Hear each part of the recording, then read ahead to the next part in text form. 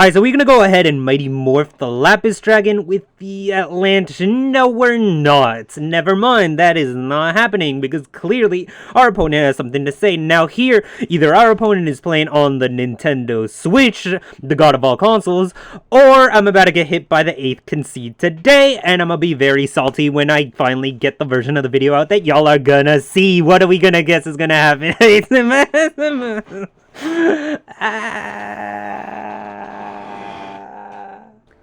Hello YouTube! Today we are going to be taking a deep dive into mermails.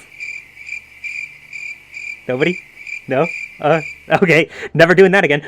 But today we're going to be looking at mermails. This deck is a lot of fun to play. This is an old meta deck, which means that it still has access to some very powerful strategies. And while this deck, typically the variant you will see with how it's built nowadays is the hand loop variant, I chose to go with more of a mid-range variant, since the hand loop variant, especially with what the meta decks are, things like Drytron, Tri-Brigade, Sky Striker, Virtual World, really do appreciate having the resources in the graveyard. So typically you just end up helping your opponent and just really are in for a bad time. So I think the mid-range version with negates is just a lot stronger and also a lot more fun to play. I do plan on making a how to play guide for this, linked above, by the way, if you guys want to check out that series later in the future. I haven't made one in a while because honestly the last couple just tanked really bad, but now that I'm more comfortable with the channel, I think I could do them better and really like represent what the series is about. Even if they don't do super well, I think that they're great to do, and I really like making this semi-informative channel that can try to entertain, but then when I do it I end up being too boring. But then again, sometimes I get really invested in these and then I get really boring, but hey, who knows. Anyways, I'm gonna quit babbling. I have timestamps down below. Go ahead and I'm gonna get right into the video. Let me know what you want to see next, and let me know, probably get to it. I'm kind of lazy and I kind of procrastinate. Alright, getting into the card by card, we run one copy of Fishboard Launcher. This is a really good synchro climbing tool, and just a very powerful card in this deck since it could special summon itself from the graveyard. The one downside of this card is that it does lock us into running an all-water deck, meaning we can't run most of the good hand traps, but with cards like Impermanence and Kaijus, we really don't have to worry about that downside. Then we run 3 copies of Neptibus. This card is very powerful. Now, I will say, most of these cards have 2 effects. One, when they're sent to the graveyard, and to activate a water monster's effect, and one, when they're summoned or special summoned to the field.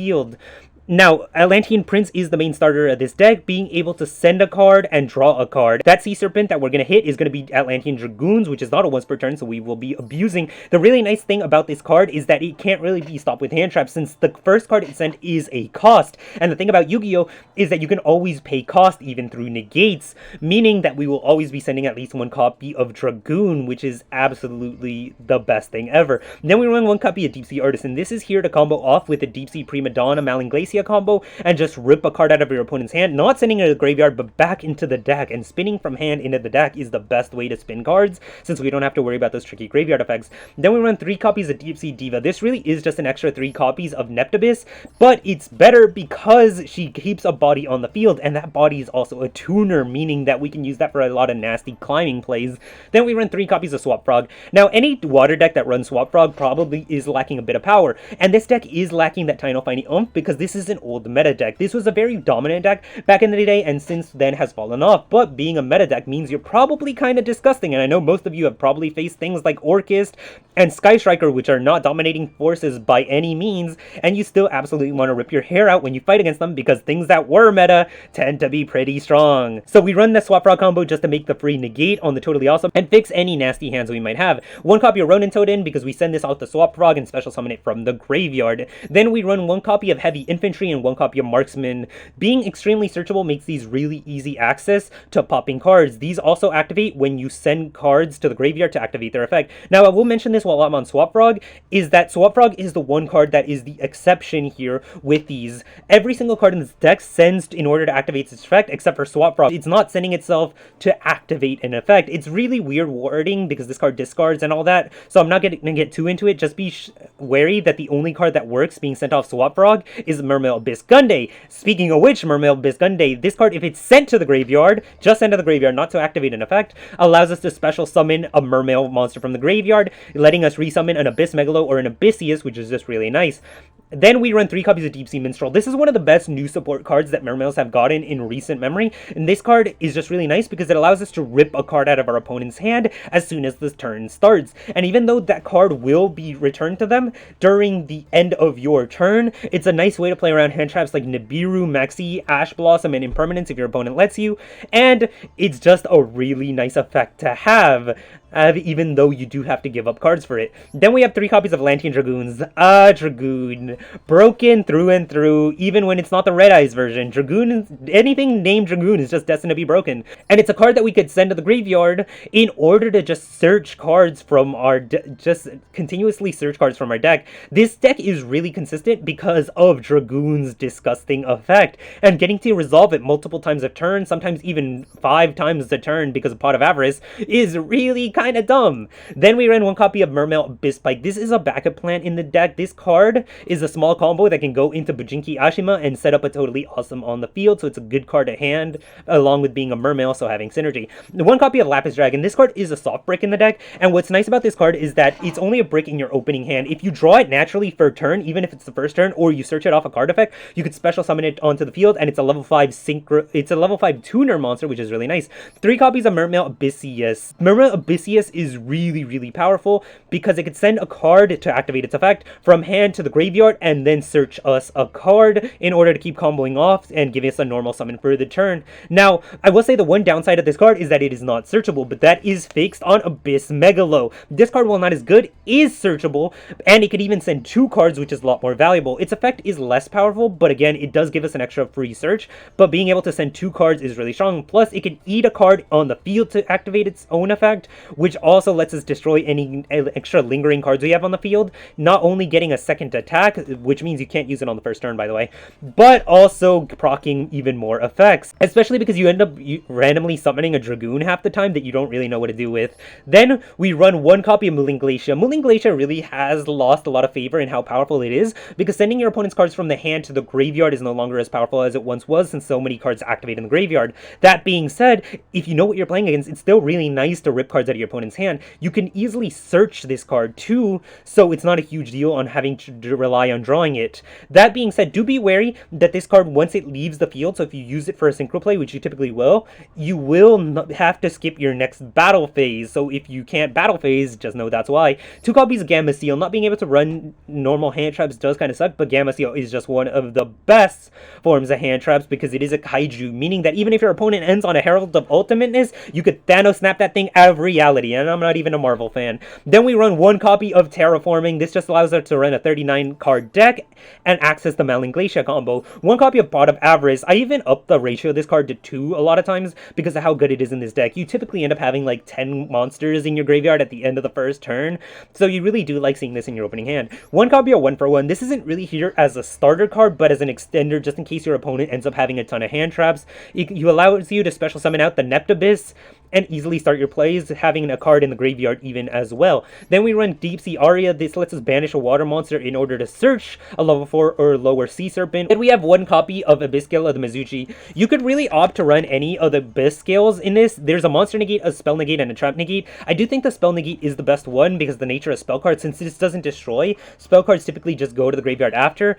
Not to mention, since this card doesn't need to be activated, it can even negate cards like Super Poly. Since you're not activating it in response, it just happens. So this is probably the best one, but again, it's really up to you what you prefer the most. Then we run 2 copies of Mermail Glacier. This is a nice little package that not a lot of people run, but allows us to rip a card out of our opponent's hand and send it back to the deck, along with modifying the level of our cards, making synchro plays easier. 2 copies of Infinite Impermanence. Again, not being able to run classic hand traps is a bit of a bummer, but with cards like Infinite Impermanence, hey, we always had access to hand traps all along. Then we run 1 copy of Formula Synchron. This is going to be special summoned off of the Halki Fibrax, and is going to draw us a card. Just be careful. Do not use Halki's effect in response to your opponent's effect. Turn toggle on and use Halki Fibrax effect once it resolves, because this card will miss timing. After that, once this is on the field, we can choose to synchro summon with the Dragite, which you'll typically always end on. to make the Satellite Warrior get to destroy cards on our opponent's side of the field during their turn. Then we run the Deep Sea Prima Donna, again for that hand loop combo I discussed earlier, along with the Deep Sea Artisan. We run the 1 copy of Dragite. This is typically what you're going to be using with Formula Synchron to make the Satellite Warrior. Just be sure to use its effect first, and it's going to give you a free spell or trap negate. Don't worry about its second activated effect on the field, that only works in Emancipators.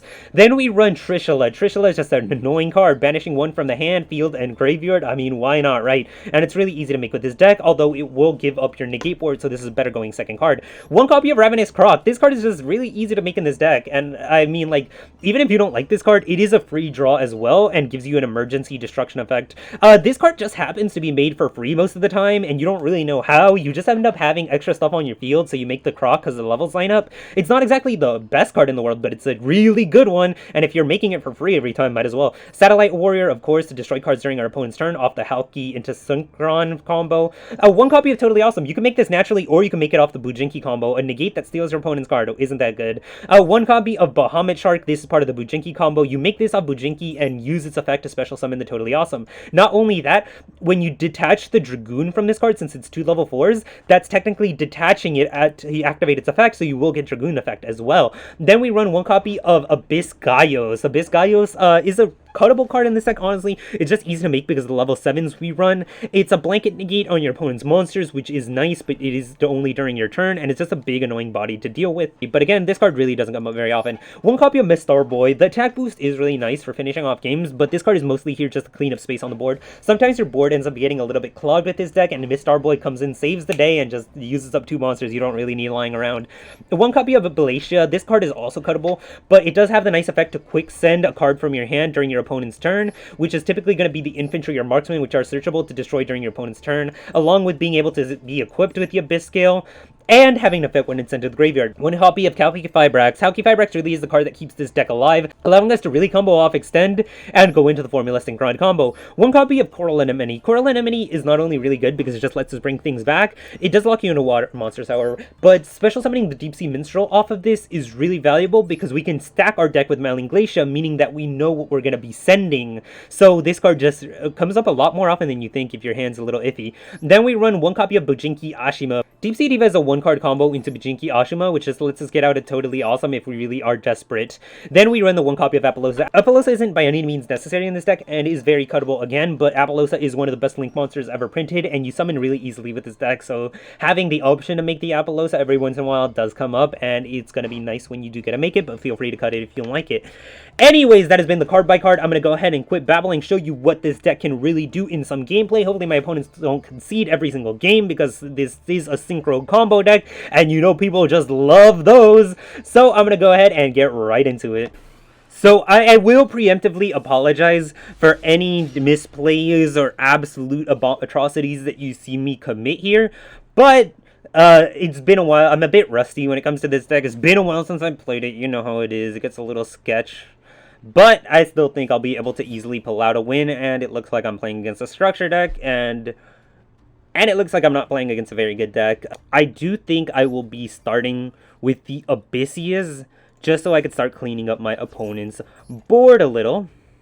Of course, if my opponent does not mind, I'm going to go ahead and destroy their face-up card, which is going to remove a lot of annoyances from me having to try to play here. But so I will actually be grabbing the Abyss Gunday here, because it seems like my opponent doesn't have a response, and I could easily combo off here while actually getting its effect to go off a little bit later. So I will be summoning the Deep Sea Diva, you know, playing this out, and I will bring out the Atlantean Prince. Now with the Prince here, I will use the effect to pitch Dragoons in order to search a Dragoon, and grabbing myself a little copy of our good friend Abyss Megalo. Normally I would do this in a bit different order, but we just have so many options with the hand we were given. Abyssias here and the Deep Sea Diva in order to make Hulk, because I do want that Mermail in the graveyard for Abyss Gunday's effect.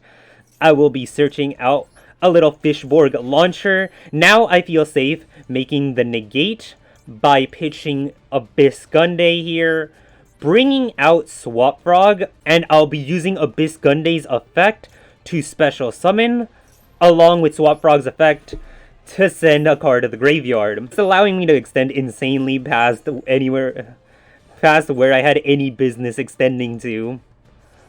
So special summoning out one of the materials I used, I'm going to grab Swap Frog back into the hand, even though I could choose to add any of these cards back, and Abyssius could use its effect again, but I will just be taking the Swap Frog here. There's no need to get extra fancy with these combos. I'm going to start off making the Dragite just so I have the Fishborg in the graveyard early. And Dragite's going to go ahead and hit the field, giving me a Spell and Trap Negate to deal with my opponent's board. Then, from here, I'm going to go ahead and continue with the Abyss Megalo, sending the copy of Dragoon and sending Neptabyss, allowing me to special summon itself out. I will chain the effect of the Atlantean Prince first, followed by Dragoon, so I don't accidentally lock myself out of summoning anything. Do I want a level 2? No, I do not. Then proccing the Dragoon effect. Obvious, if you just pick the other Dragoon that you're not summoning, you won't miss the effect, but it's better safe than sorry. And our little friend Abyss Megalo is actually going to go ahead and grab us an extra spell negate anyways, so there's nothing we really have to worry about here. So we will be grabbing this here, and then searching out a card of our choice. I do believe, since I want to go with the Aria combo, I will be grabbing a Deep Sea Minstrel just to rip apart my opponent's hand, even though I could have summoned the Lapis Dragon as well. So I will be getting Dragoon in attack position here. And I'm realizing now I probably should have grabbed the Lapis Dragon, but hey, you live and learn, right? Then I will be resummoning Fishborg Launcher one more time just for the fun of it all. And here, now I will be using the effect of Malinglacia to manipulate the levels of cards. So here, I will be manipulating Fishborg Launcher to gain an extra 2 levels, which is now going to allow me to level 7 Synchro into my Deep Sea Prima Donna. Deep Sea Prima Donna is going to hit the field in defense position, even though I could put her in attack, but again, she's never going to actually end up attacking. I'm going to be using her for something else, which is coincidentally going to let me rip a card out of my opponent's hand. It looks like my opponent's playing a really bad deck. Well, isn't that fun? They will be getting this back during the end phase, but it's, again, this combo aims to play around that. So I'm going to be putting that card back in my opponent's hand in order to special summon Deep Sea Artisan, because again, they're getting the card back anyway, so it doesn't really matter. Deep Sea Artisan's effect is going to go off, milling the top card of my deck. I'm not quite sure why that didn't go off, but I'm not trying to waste too much time, because then my opponent's just going to hit me with a concede, and I really want to showcase what this deck can do. So I will be using... So now, normally here, making the Totally Awesome is honestly significantly better here.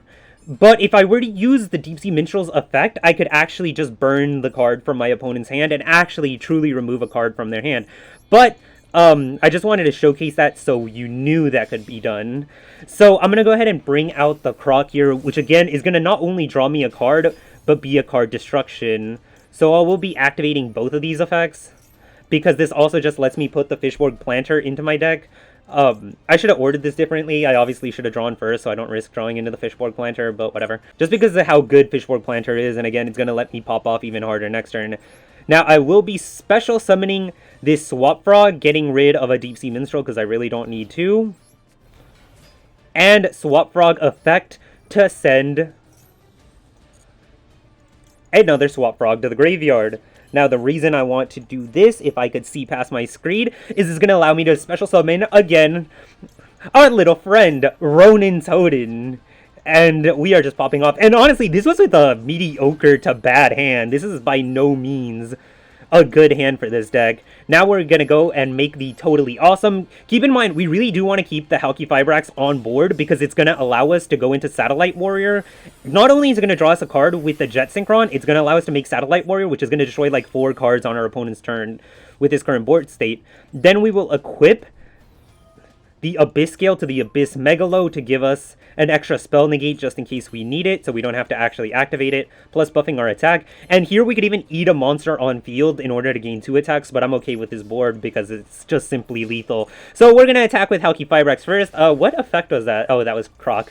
I'm not paying cards to destroy things, obviously. And it's as simple as that. Our opponent wasn't playing the best deck ever, but again, it's a little bit of a grind to get this deck high up for these videos, but hopefully you got to see some of what the power of what this deck can do with a bad hand, and even through disruptions and negates. There's a lot more combos you can do with this, because this deck is just a very heavy, cool combo deck that's from an older metagame in Yu-Gi-Oh! And really why I enjoy this mid-range variant a lot more. Well, anyways, hopefully that was informative. I'm going to go ahead and get right into the outro. And that has been Mermail. Hopefully you guys enjoyed. Again, I do plan to make the how to play guide. I will link it down in the description if that ever eventually comes out. And hopefully I'll keep making some good videos. Hopefully some stuff for y'all to enjoy. Let me know what you thought of the video. Feel free to drop a like, subscribe, and a comment because it does mean the world. And I will catch you next time. Anyways, I was tempted to make another bad water pun, but quick, look at my dog.